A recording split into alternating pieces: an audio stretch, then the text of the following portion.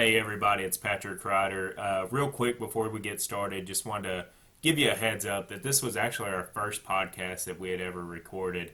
And so if you're watching this on video, we didn't do a great job of capturing everybody in the room, so just wanted to give you a heads up. Also, if you own a business in the Memphis area or know somebody who does who would like to be on the podcast, let us know. Just give us a shout. And with that, we're going to get started. Thanks.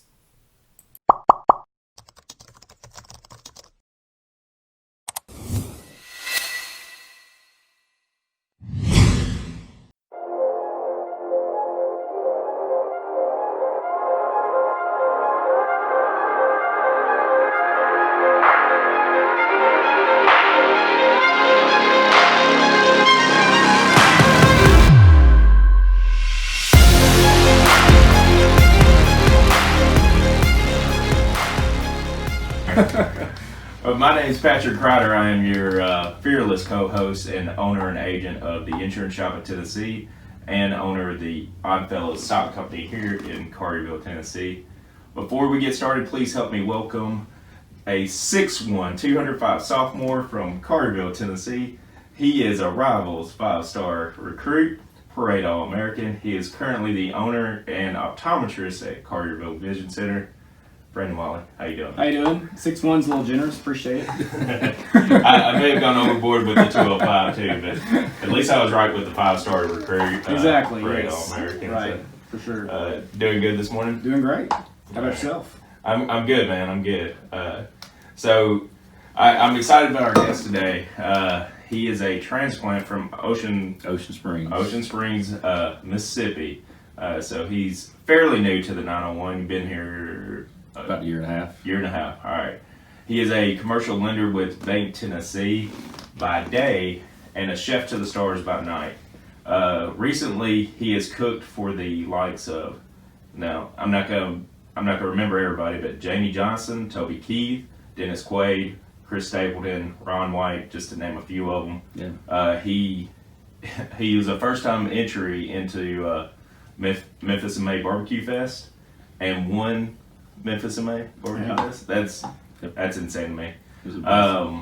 I kind of consider him the epitome of hustle. In the past, he besides the typical 9 to 5, the things that I know about is he's had a landscape company, a cleaning company, on top of all these cooking events that he does, weekends. So everybody help me welcome Dustey Walley, no relation to Brandon Walley. That's right, no relation. As far as we know. We're both from Mississippi, so there's a chance. Yeah, there's always a chance. Yeah. So I'm still waiting on that sample of barbecue, though. I know we've known coming. him for at least a year now, and we have not tasted any of these good things. And I know he's done a steak competition. Have you done burger competition too, or Not burger. We've done oyster, chili, gumbo, barbecue, and like you said, steak competition, which is very popular up here.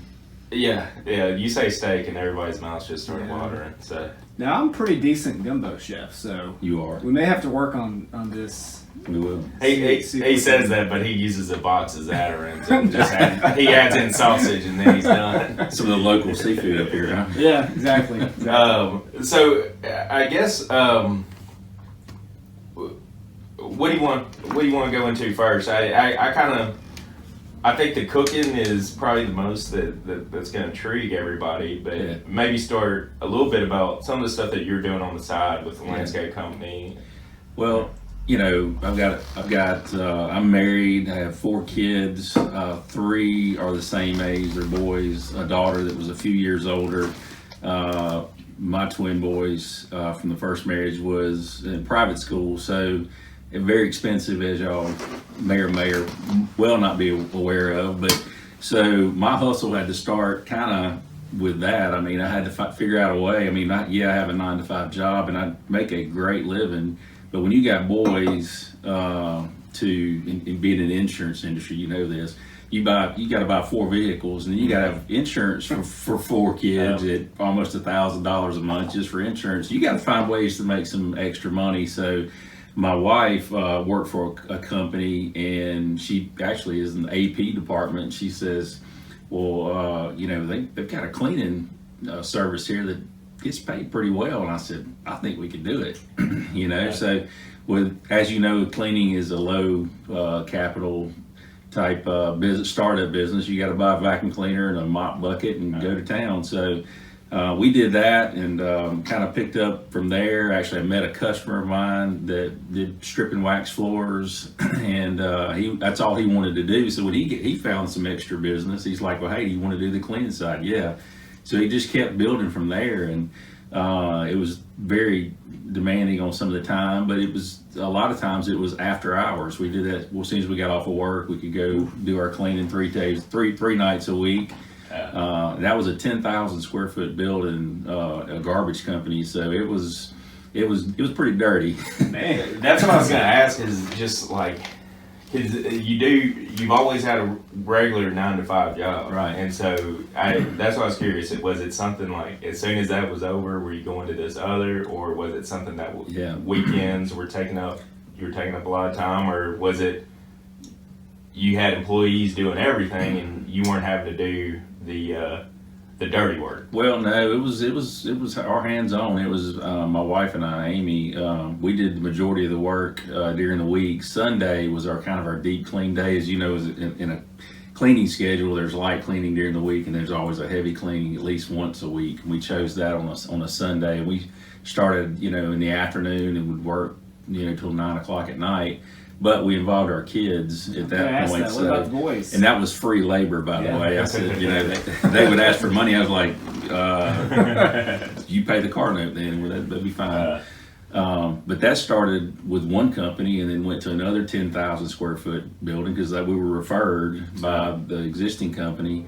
And then, of course, my customer, again, started getting construction cleanup. So, this guy did a lot of municipality work. So for the school, during the summer, that's like a big time where they do a lot of renovations, and we did all the construction cleanup work from there. But, and then obviously when the boys started getting of age where they could drive and we got into the landscape business, mowing, I bought them all the weed eater with their name on it, so they didn't argue about who So they had that, and so we actually went to the same company that we were cleaning and said, hey, we're willing to do the landscape as well. You mind giving us a shot at bidding on it?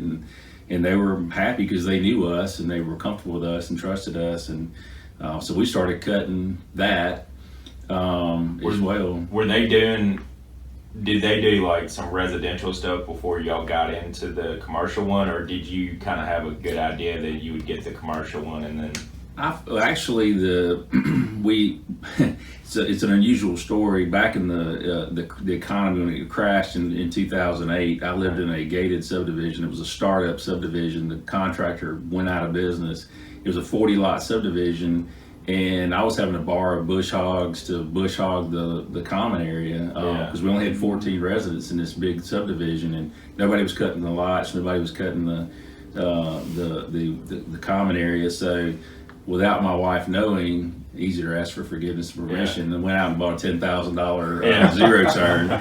So she's like, what are you doing? I mean, my entire lot was 7,000 square foot, and then you had a 3,000 square foot house on there, so you could weed eat my yard. So she's like, what in the world are you doing? I said, we'll make this work. We'll pay. I will pay for it with my business. So actually, we had to form our homeowner association, and with that, they paid enough to make the note, and I was like, well, I want more. And the kids were getting into it because I would make them weed eat this entire, subdivision as well. So that's where we said, let's go ask, our if we could bid on the where we had cleaning contracts.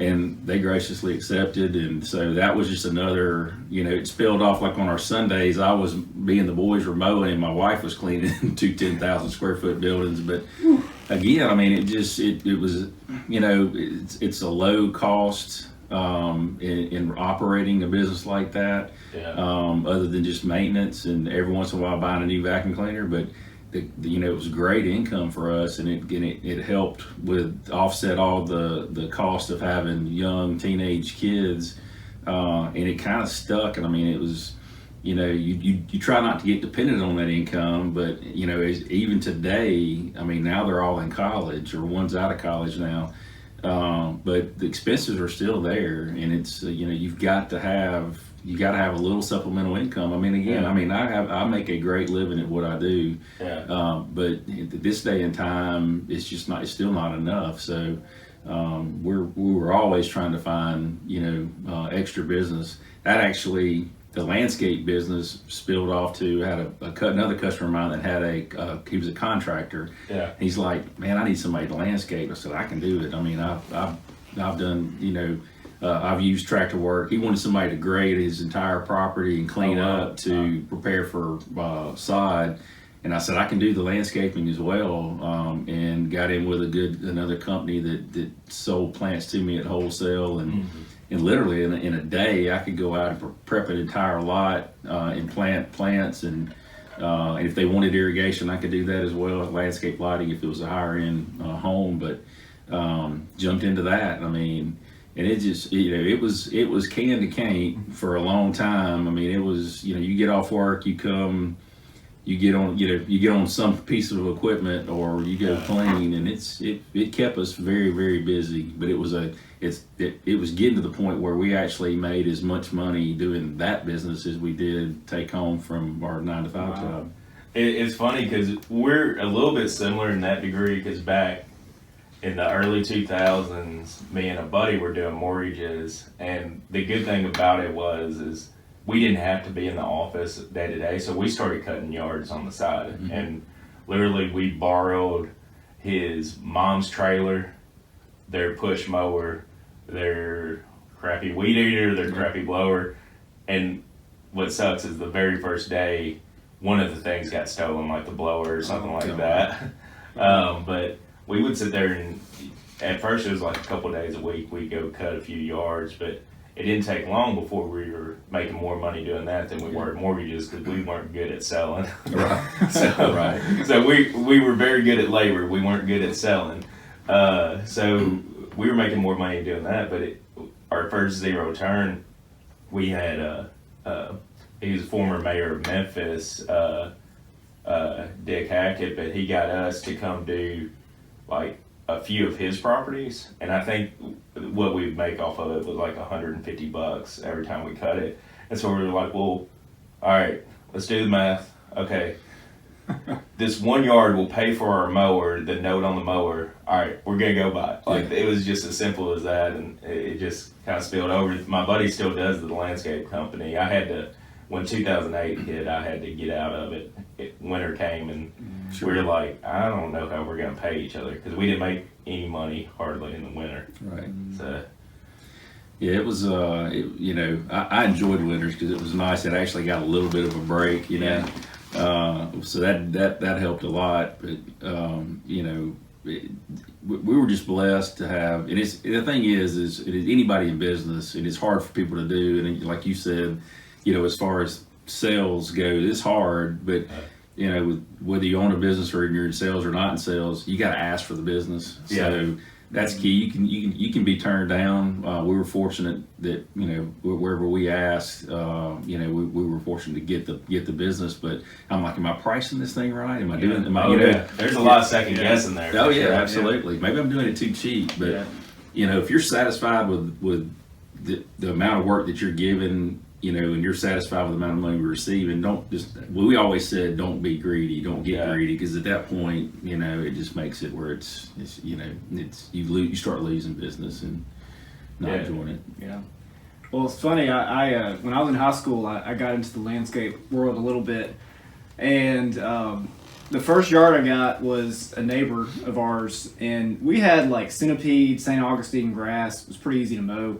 And I went up there to their yard, and they had this Bermuda grass. And I didn't even think about adjusting the height of the mower.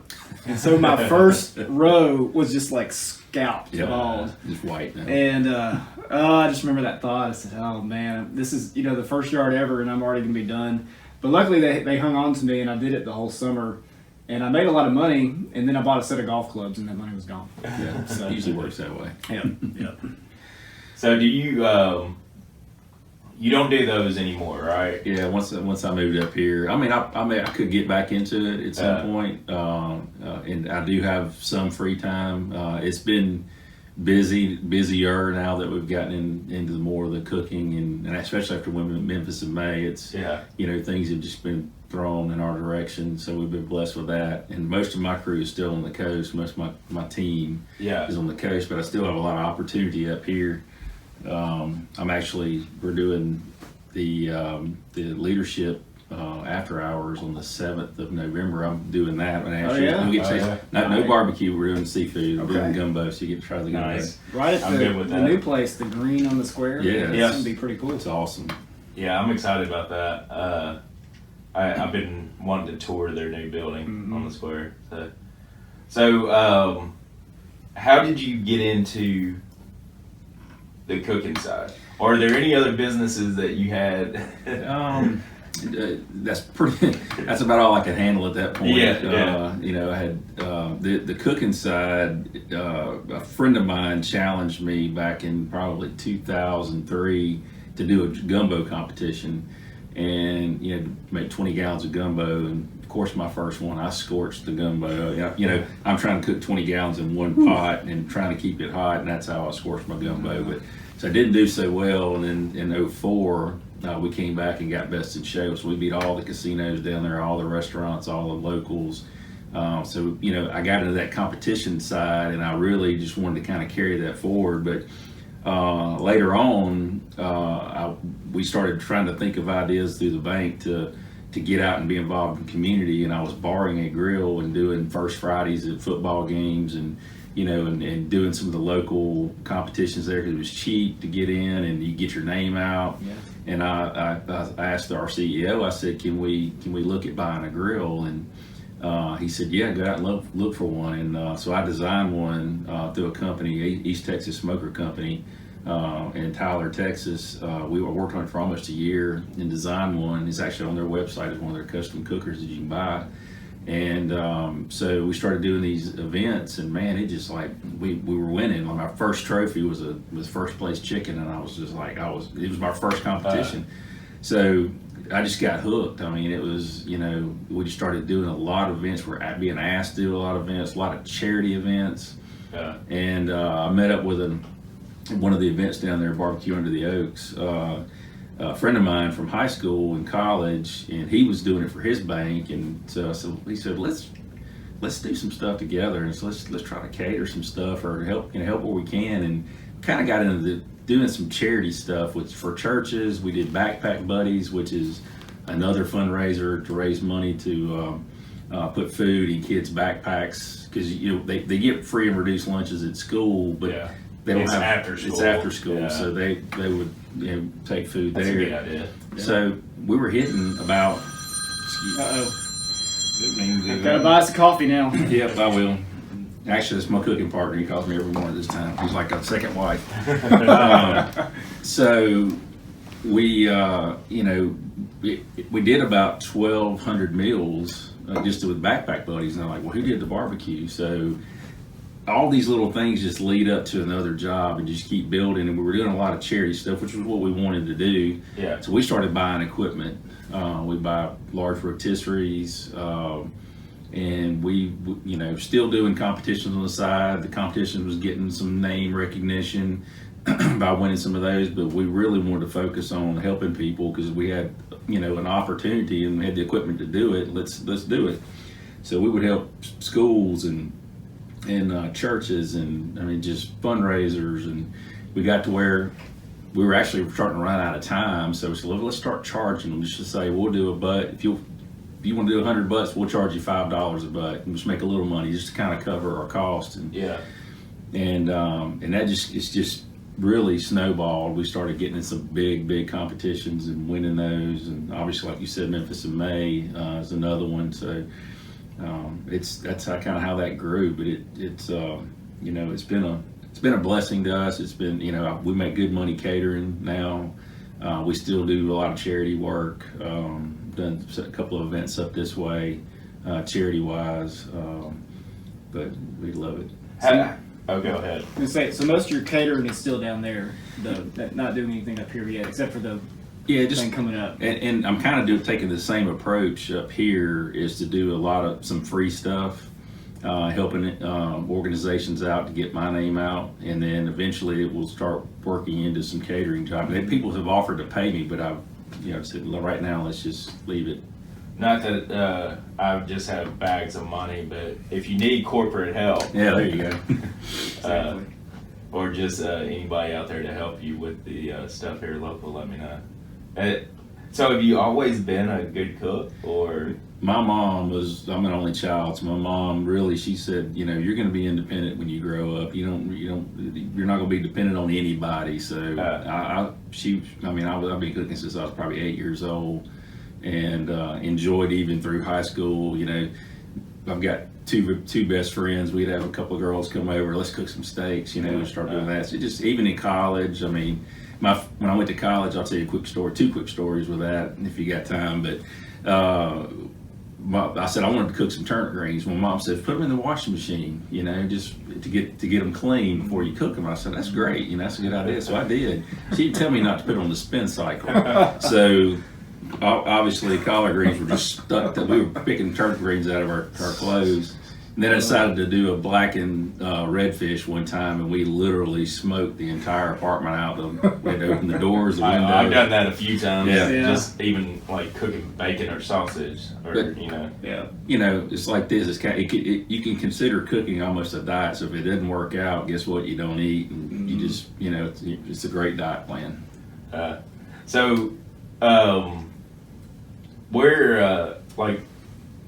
Where all are you traveling, and does it conflict with work at all? Do you end up doing any during the week, or is it all? I use my vacation. I may have to take off. If we compete, we usually have to take off Friday. Sometimes leave a little early on Thursday. Depends on where we're going. We have a competition in Vienna, Georgia next weekend. Not this weekend, but next weekend. The Big Pig Jig, and there'll be 200 teams there. And so I will have to leave Thursday to go down. Usually a hog competition, you have to start really a day early, because that hog's 22 hours cook time. So we usually have to turn in Saturday morning. So it's an all day Friday night cook. So sometimes it does. I work for a great organization. They support my. Is it a habit or a sport, or is it whatever you want to call it, a hobby or whatever? But I don't know. It's pretty cool regarding whatever you call it. It is. Well, the whole hog. That leads straight into Memphis in May. Yes. So yes. Let's talk about that. So, do you feel like you've got a target on your back going into this? Absolutely. It is. And I've met. I'm just telling y'all. If you may or may not, you should be aware of it, but. There are some of the best cooks in the country within really probably a 30-mile radius of here. Yeah. There's some big names, world champions all around us in this area, and I've had the pleasure of meeting all these folks, and we do a little cooking competition each month with a mini pot. It's called Mini Pot Mafia. So we do gumbo, and we do stews and side dishes and desserts, all in a little 1-quart Dutch oven on open flame. So we're all on the same scale. We've got a little season rack. You can't bring in Tony Sachery's. You got to make Tony Sachery's. So that kind of thing. But so I've met all these guys, and they're all hog cookers or shoulder cookers, and actually one of the guys, Scott Guy, that I originally met when we were talking about Operation Barbecue Relief, he's the one that helped us out a lot in Memphis, May, because he's had 10 plus years experience doing it. So he helped us out with some of the finer details of, presentation and what the judges are looking for and how to set up. And he helped us out tremendously. So he took about 5 years off our Memphis and May game. He really did. And we're blessed to have Scott and Carolyn Guy on our team for sure. So are you going to see, it will be a lot of the same people down in Georgia that were here? It's probably, I would say, a third to a half will be in Georgia. You'll pick up a different region. You'll get more of the Georgia, Florida, Carolina. Memphis barbecue is more of a sweet heat. That's more of a Carolina. That's what I was going to ask. So do you adjust to where you're going? So do you try to bring a Memphis flavor there, or is that I will taboo and I will bring our Memphis flavor there.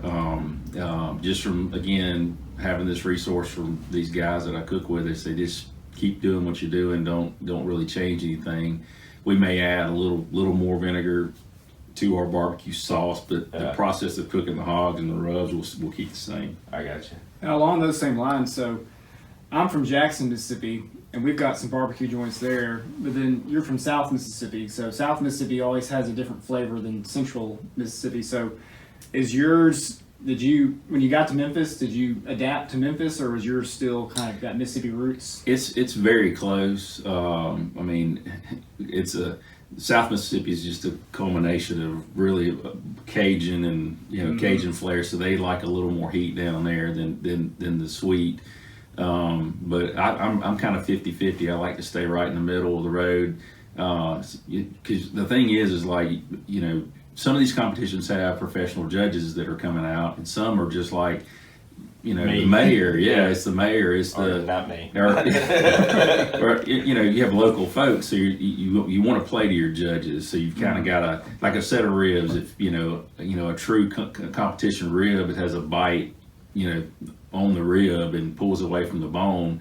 If I go to a competition where the mayor's going to be there, I want it to fall off the bone. So everything's adjusted a little bit as to who your judges are.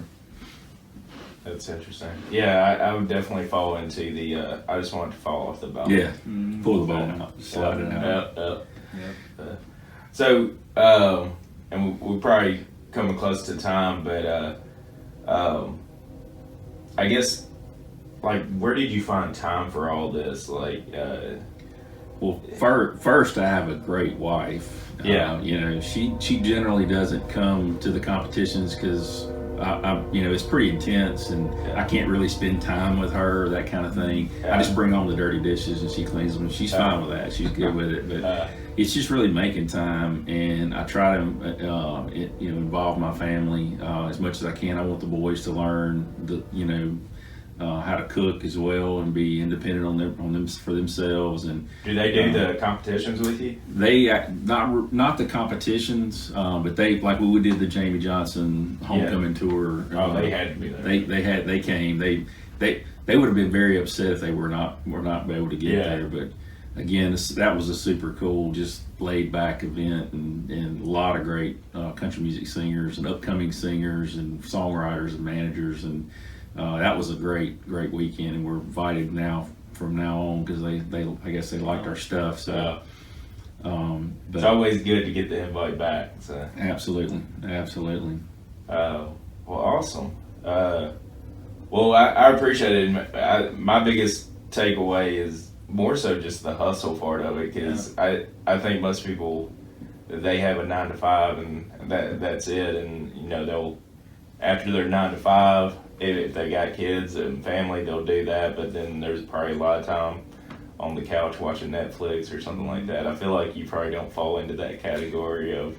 I bought my first recliner when I got up here. I've never had a recliner, so I bought my first recliner when I got up here. But I think the main thing is just do something that you like to do. Yeah, I mean it's work, but I love getting on a tractor, putting my headsets on, and just drive.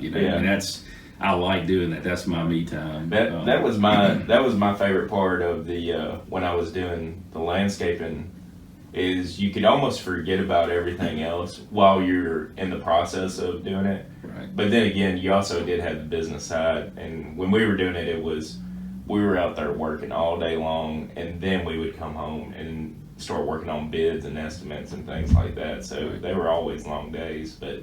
Another thing that kind of took away from it is just even like with the cooking, it was more about you giving, and you weren't even really looking for anything in return, and it just, because you were giving more than you were getting, it's all kind of come full circle, it looks like. It has. I mean, it's you're practicing your craft the whole time you're doing that, and then there's people that because you're giving, we do a lot of weddings. That's probably the biggest thing that we do. I mean, we were fortunate enough to we would take our entire proceeds that we make on a wedding, which wasn't usually that much, and buy more chafing dishes or nicer, silverware or things that we needed, Cambros, things like that we needed for our job. But, and up here, we're trying to do kind of the same similar type stuff, and we're